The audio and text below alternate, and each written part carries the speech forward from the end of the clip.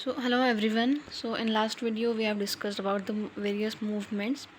Now we are moving forward with the next topic, that movement related to the lower limb. Okay. So in that, number one is flexion of thigh. How this movement occurs is when front of thigh comes in contact with front of abdomen. Okay. When front of thigh comes in contact with front of abdomen, we say it is a flexion of thigh. So let me draw a diagram. See, so the abdomen, this is these are the lower limbs. Okay,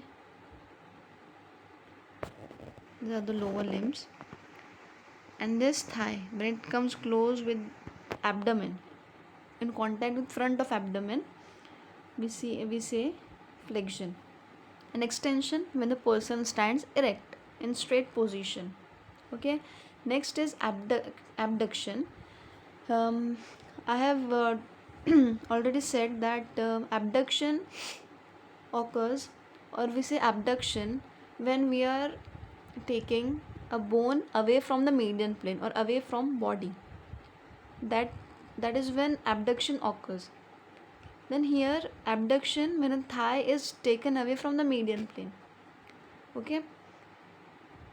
Then adduction when thigh is brought close to median plane. Opposite of abduction is adduction. Adduction, to add. You can remember by this, adduction means to add. So thigh is brought close to the median plane. इसमें thigh body के close रखी जाती है. Then medial rotation when thigh is turned medially. Lateral rotation when thigh is turned laterally. That is rotation, no. Medial rotation, lateral rotation, but rotation on which side, in which direction? So in medial side and lateral. Okay. So when thigh is turned medially, means towards the median plane, correct? And lateral away from median plane. Then flexion of knee. देखो, हमने elbow joint में देखा था ना, flexion of elbow, वो anterior aspect पे हो गया था. I hope then now anterior and posterior concepts are clear. ये टर्म्स क्लियर है, anterior and posterior.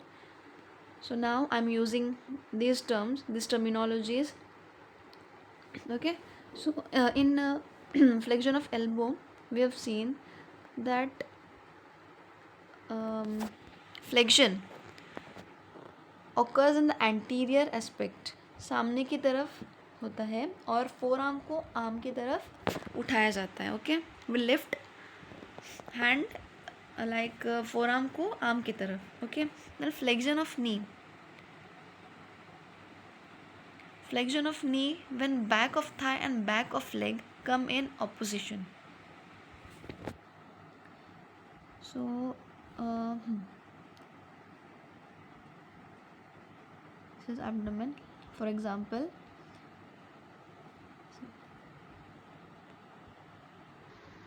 see here, you will understand clearly. This is femur bone. Okay. ये लंबी सी bone, the longest bone of the body is femur bone, tibia and fibula. So thigh, femur bone पे muscles attach होके ऊपर का ये Thai and नीचे, और ये यहाँ पे ये पैटेला बोन है, ये वाला पैटेला बोन. ओके. मतलब यहाँ पे नी जॉइंट है. ओके. देन क्या था, flexion of knee. Flexion of knee when यहाँ पे फॉर एग्जांपल यहाँ पे फीमर पे सपोज करो थाई है, वहीं पे होती है, लेकिन अभी यहाँ पे मसल्स नहीं है. ठीक है. मसल्स नहीं है तो फिर ये थाई है, और थाई जब भी बैक ऑफ लेग, मतलब यहाँ पे जब भी क्लोज प्रॉक्सिमिटी में आएगा, मतलब ये टिबिया और फिब्यूला ऊपर जाएगा, यहाँ पे आएगा. ओके. तो ये हो गया फ्लेक्शन ऑफ नी. और एक्सटेंशन जो ये पोजीशन में है वो वापस अपनी जगह पे, back to its original position. Okay. Then see dorsiflexion of foot and plantar flexion of foot. Dorsiflexion, the dorsum of foot is brought close to the front of leg and sole faces forwards.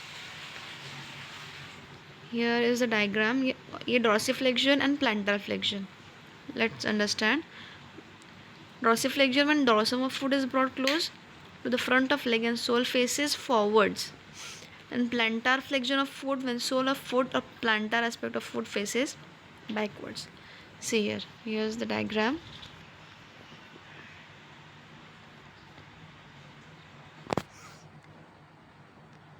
हाँ,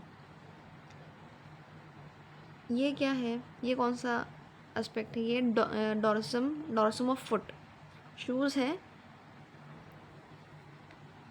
आई know, लेकिन shoes को if you remove the shoes then this surface is the dorsum of foot is facing towards the leg and sole यहाँ पे ऐसे आती है ऊपर. Okay, so this is dorsiflexion, or back to its original position is plantar flexion, means when sole is facing downward. See, sole is facing downward. Okay,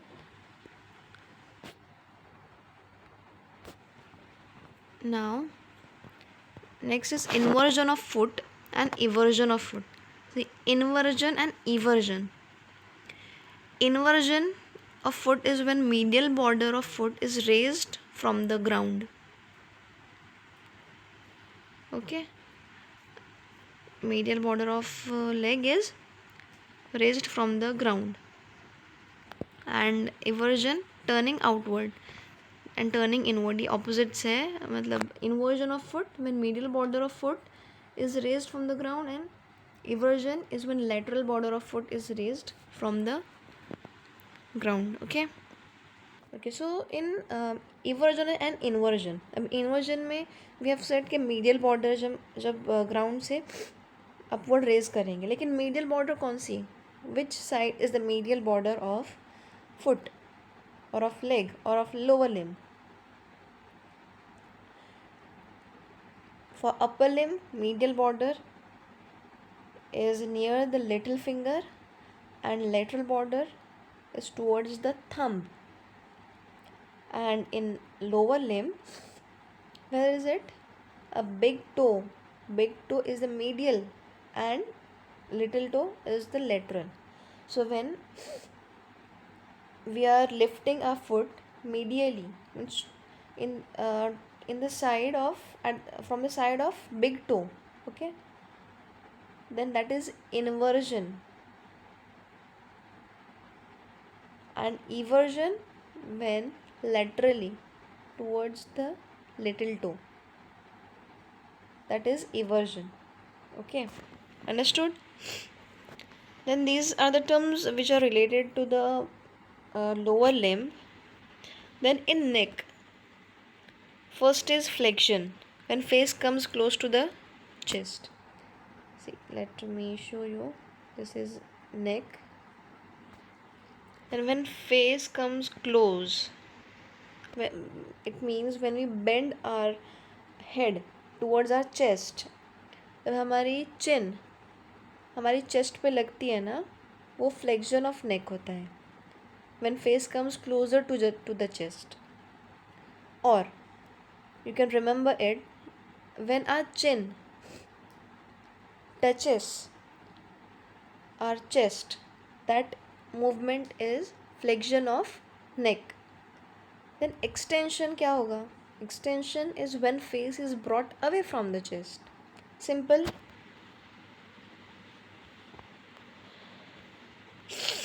Lateral flexion when ear is brought close to the shoulder. See.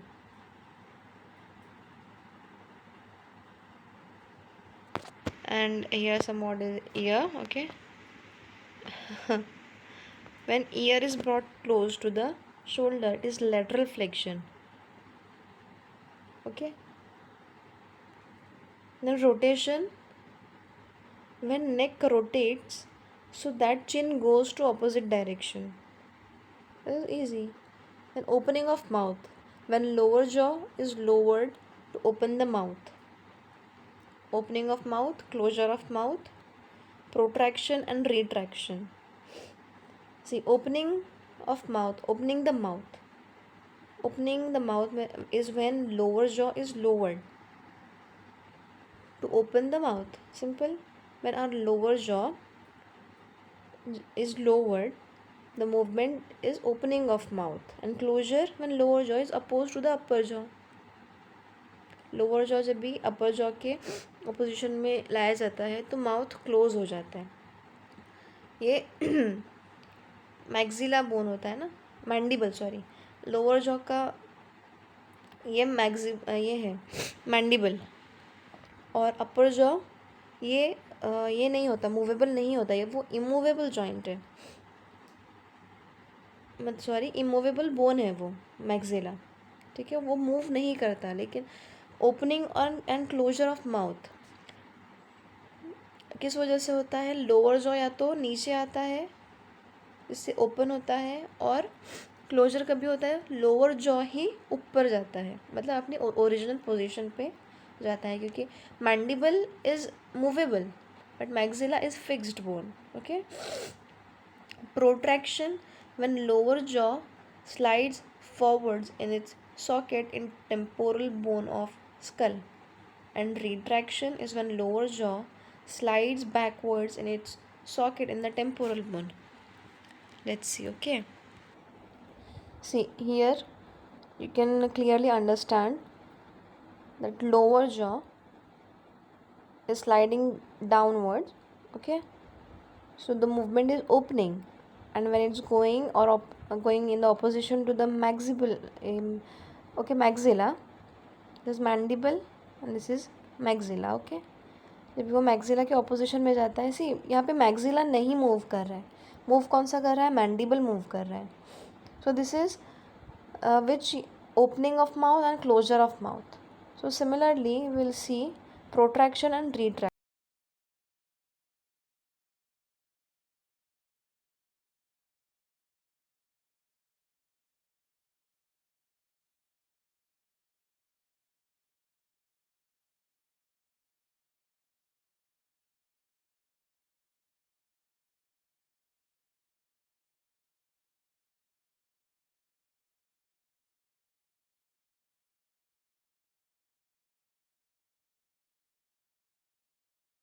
Word movements दो होती हैं, या lateral flexion या फिर lateral rotation. अब जो movement है वो लेटरल फ्लेक्शन में आएगा, और जो साइडवर्ड रोटेशन है वो लेटरल रोटेशन. देन टर्म्स, ये मसल्स को डिस्क्राइब करने के लिए टर्म्स है. Origin, insertion, belly, tendon, aponeurosis, raphe. This will learn in detail afterwards. Origin और इंसर्शन ये दो इम्पोर्टेंट है, वो क्योंकि अभी प्रैक्टिकल में भी शुरू हो जाएगा. सो ओरिजिन और इंसर्शन ये दो देखेंगे, बाकी के आगे के टॉपिक्स पे हम डिटेल में स्टडी करेंगे. Okay. Origin, the end of a muscle which is relatively fixed during its contraction, and insertion the end of a muscle which moves during its contraction. So basically origin और insertion muscle का क्या होता है? Bone पे, yes, bone पे muscle जहाँ से start होती है is its origin point, and वो फिक्स्ड रहता है, वो हिल मतलब वो मूवेबल नहीं रहता. अगर वो मूवेबल रहा तो मसल को वो स्टेबिलिटी प्रोवाइड नहीं होगी. The muscle will not be stable in its position. But insertion is that end of muscle which moves during its contraction. Obviously, it has to move in order to exhibit movements. Okay. So this is about origin and insertion. Remember, origin is fixed, insertion moves during contraction of muscle, and with the contraction of muscle, movement occur.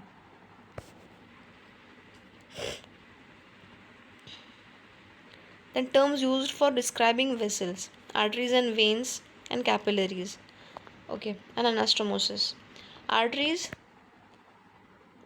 we know that it carries oxygenated blood away from heart, with the exception of the pulmonary and umbilical arteries which carry deoxygenated blood.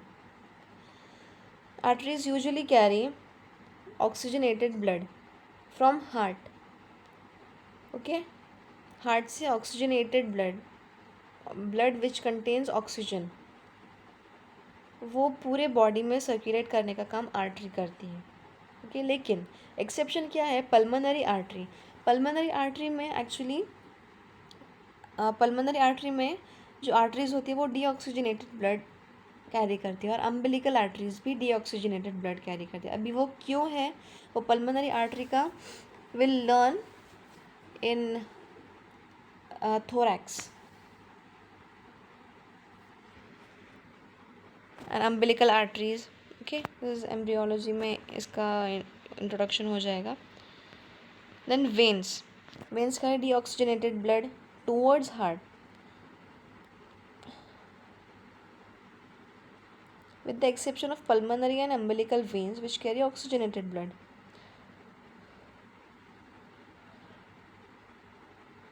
Then capillaries, be when arterioles and venules, मतलब end of artery and end of venules meet, they form capillaries. Okay, then anastomosis is a precapillary or postcapillary communication between the neighboring vessels. Anastomosis is basically the connection of many vessels together, precapillary or postcapillary.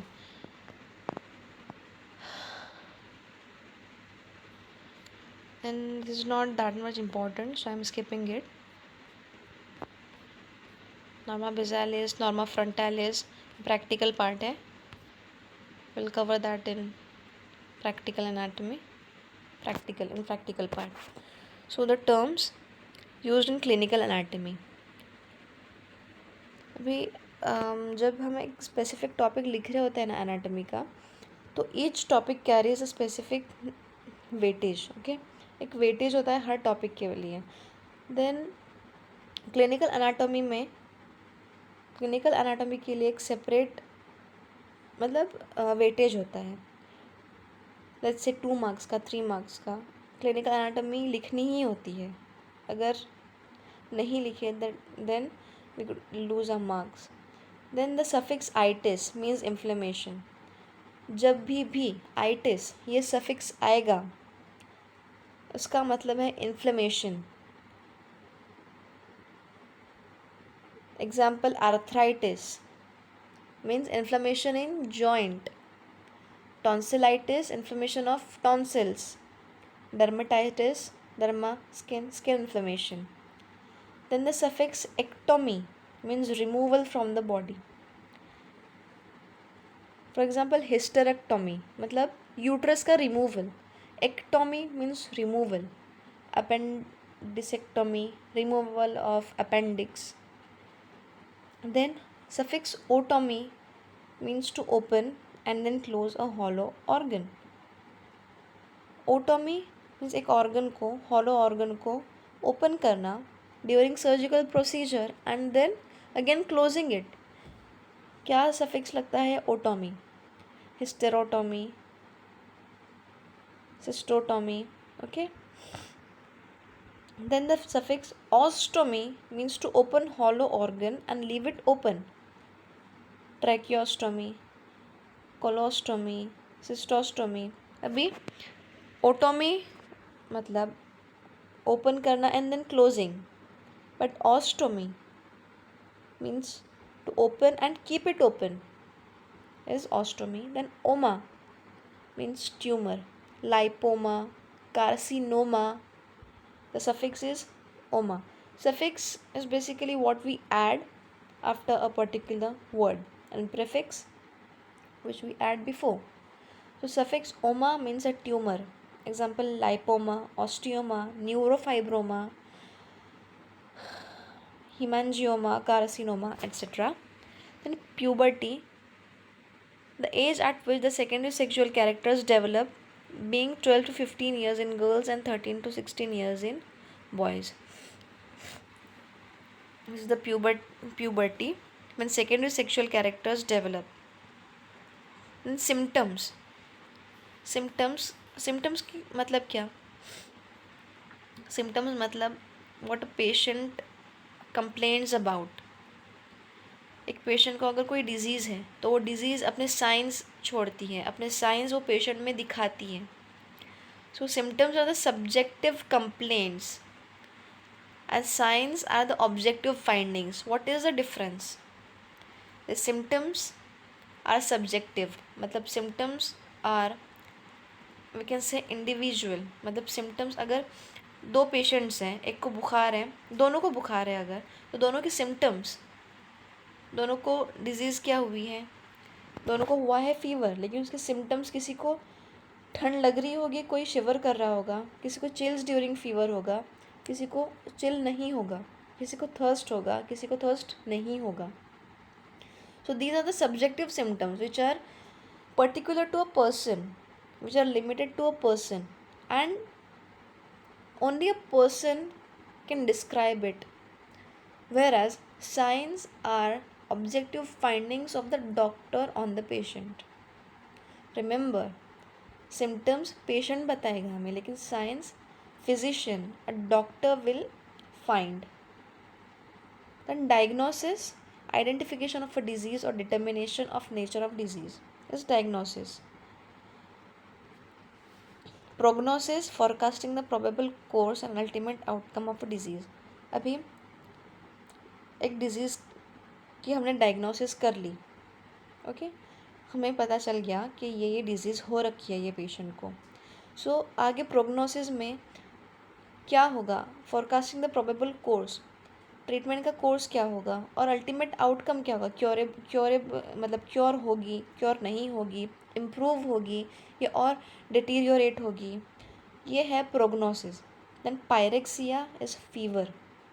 Remember this term, pyrexia fever को बोलते हैं. Then lesion is an injury, मतलब a pathologic change in tissues में pathological change और injury lesion होती है.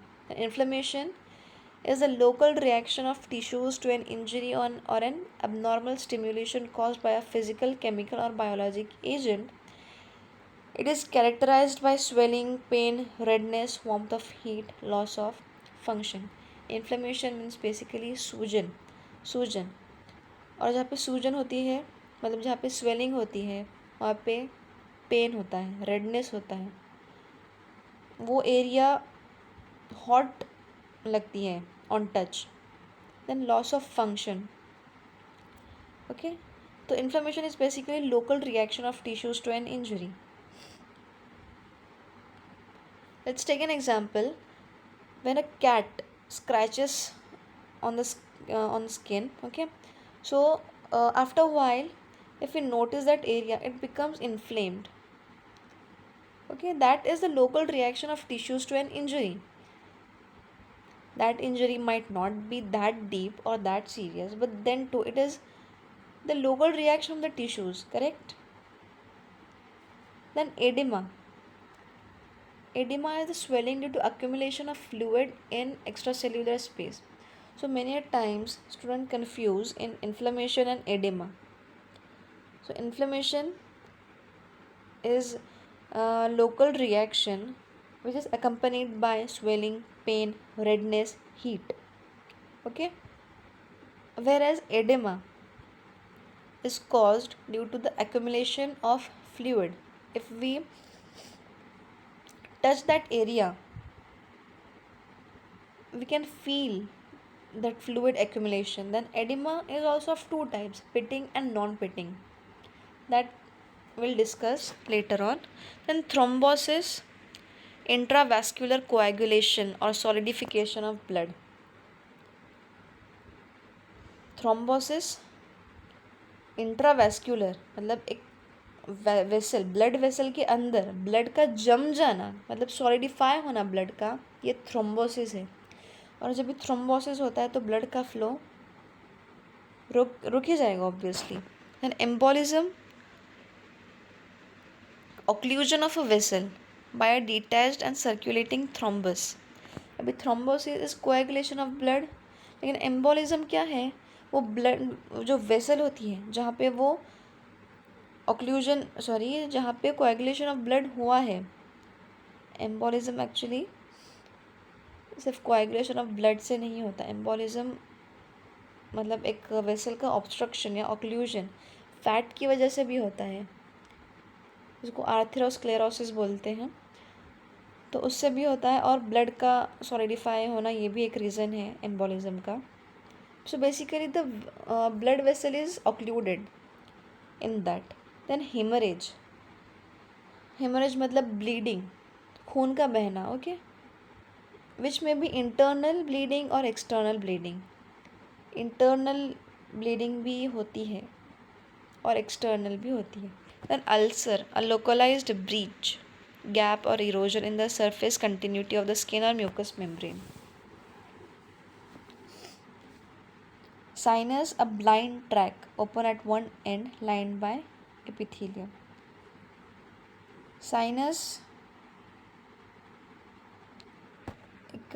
basically blind tract which is open at one end.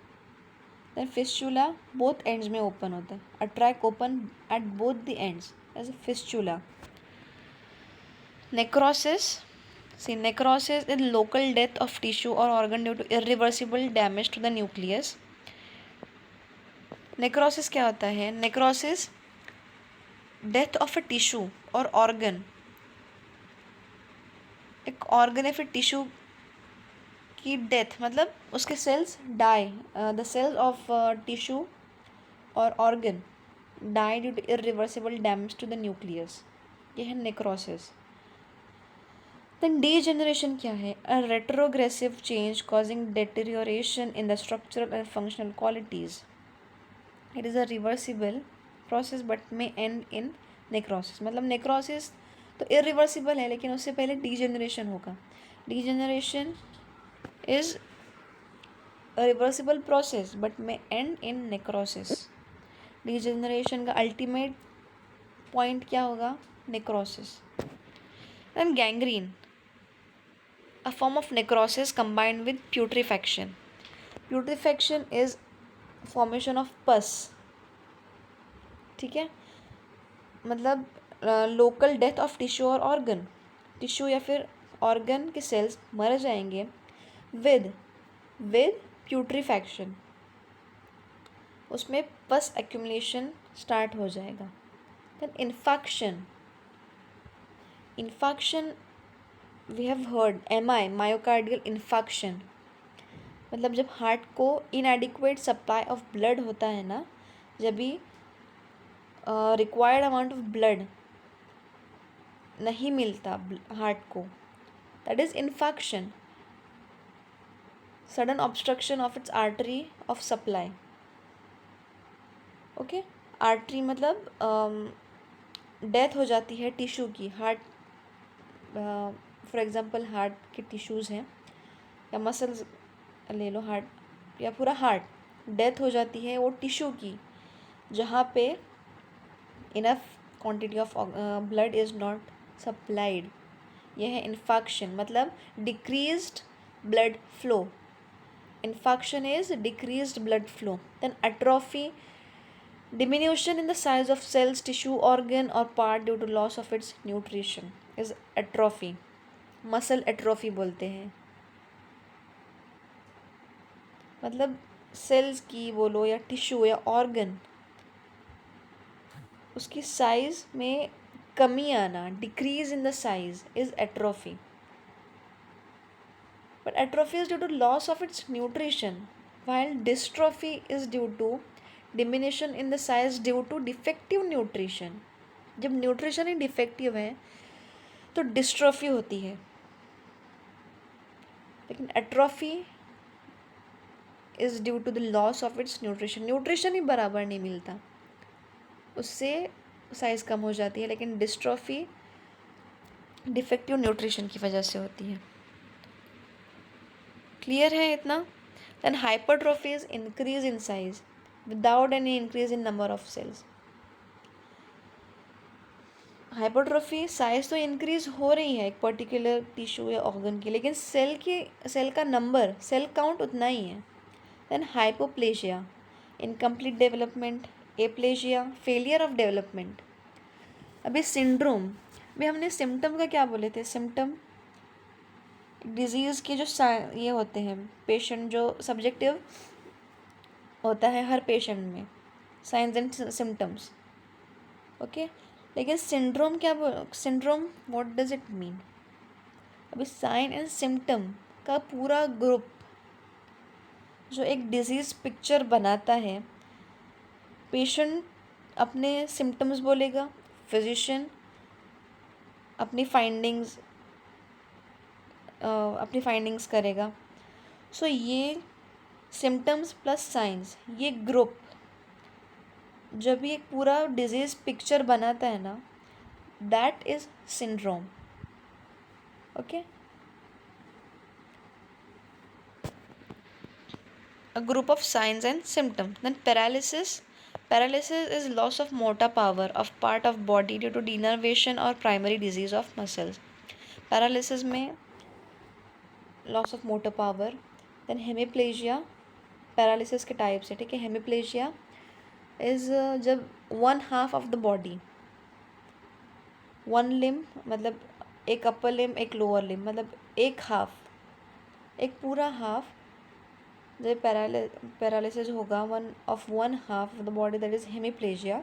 And paraplegia both lower limbs, monoplegia any one limb, quadriplegia, quadri मतलब all 4 limbs का paralysis. Okay, and anaesthesia loss of touch sensibility, analgesia loss of pain sensibility.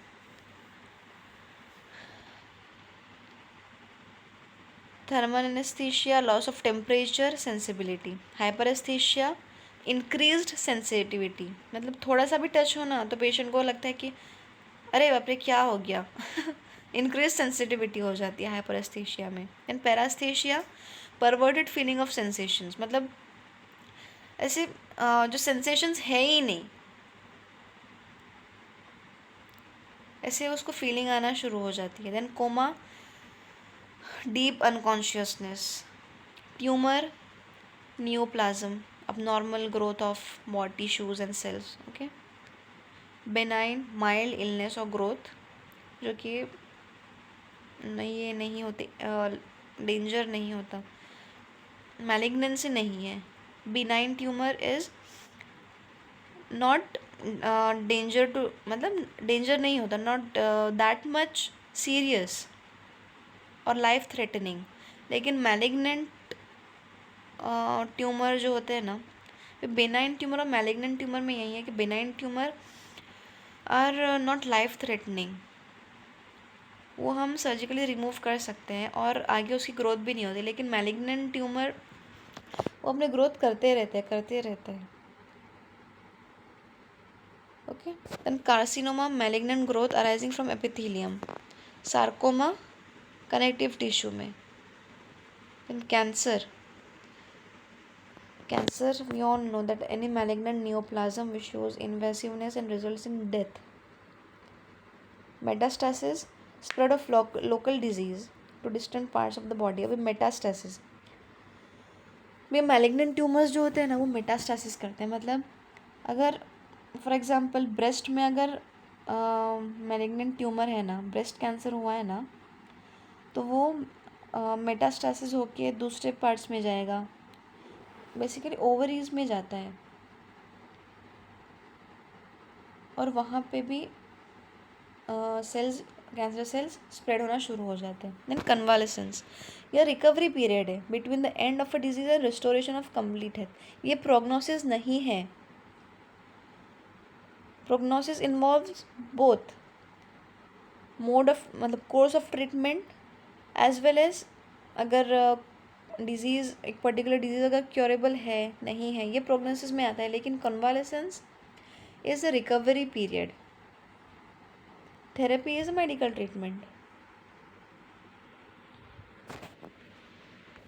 So this is the last point of this chapter, arrangement of structures in the body from within outwards.